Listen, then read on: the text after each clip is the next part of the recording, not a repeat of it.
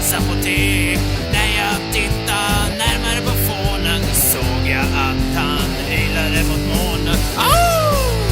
Au! Au!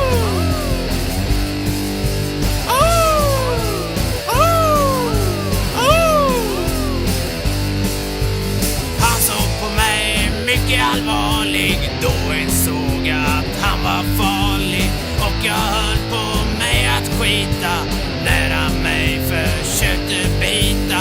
Nu vågar jag ej längre gå ut som jag alltid gjort förut.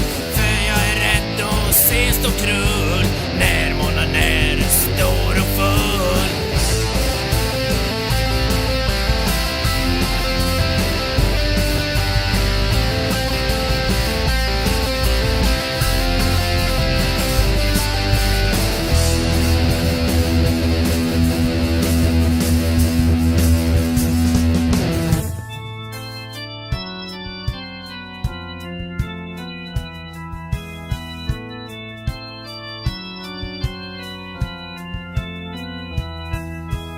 Så var det var och varannan natt.